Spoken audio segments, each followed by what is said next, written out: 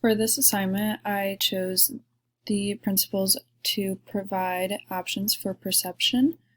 And from these, I decided to focus on 1.1 and 1.2, which are to offer ways of customizing the display of information and offer alternatives for auditory information. I found this app called iWordQ. It can be used to assist students with reading and writing. It allows them to read the information to them, to predict words as they're writing, and then read it back to them. So some of the features in writing mode, there's word prediction, as I stated, there's speech feedback, abbreviation expansion, sharing, and then in the reading mode, there's proofreading, reading to learn, reading out loud, reading silently, and casual reading. This app has pretty great reviews. This one says, high quality word prediction app for the iPad. Students who have difficulty with writing may benefit from having word prediction.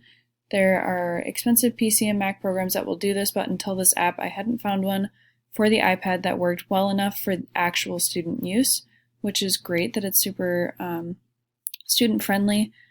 And then we have, finally, I have a way to write what I'm thinking. I have struggled too long. I cannot thank you enough. An awesome app to help anyone who struggles to read or write.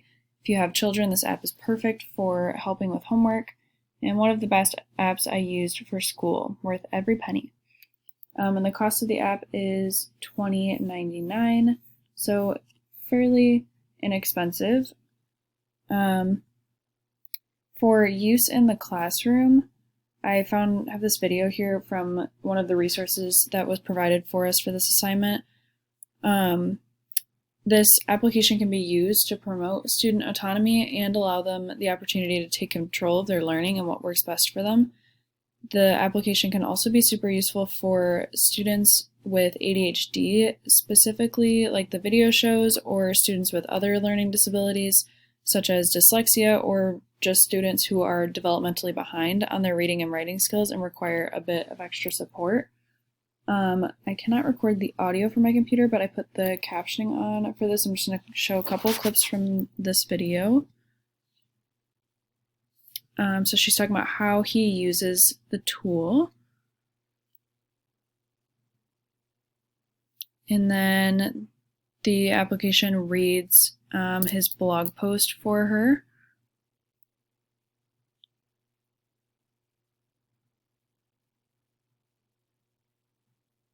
I'm going to pause here because another great thing about this application is that it highlights the words as it's reading it.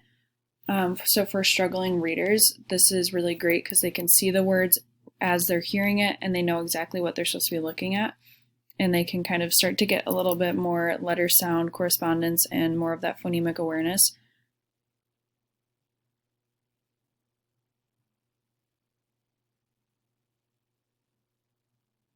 She also talks about how he can type an assignment into the app and it will read the expectations to him, which is super great. And it's also great because then he can go back and listen to that again if he needs a reminder on what is expected of him.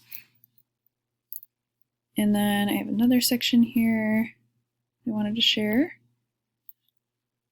So he's talking about how he's able to write paragraphs now instead of sentences with the help of this app. And then this kind of shows the word prediction, how he is looking at the top of the screen there, and if he types in WH, it'll bring up multiple words that start with WH, and he can click on them to listen to it and see if that was the word that he was looking for, and if not, he can click through the other ones. So this application applies to the principles because iWordQ can be used for students to decide whether information is presented to them visually or through audio, which applies directly to the principle 1.1, offering ways to customize the display of information. And then it can also be applicable to principle 1.2 because it allows students to choose to hear assignment expectations to read or read to them, as well as their own writing. It's great for younger readers too, or learners who may be struggling with reading because they're able to hear and see the words, as I pointed out before with the video. So this is a great application overall. I would love to be able to use this in my future classroom.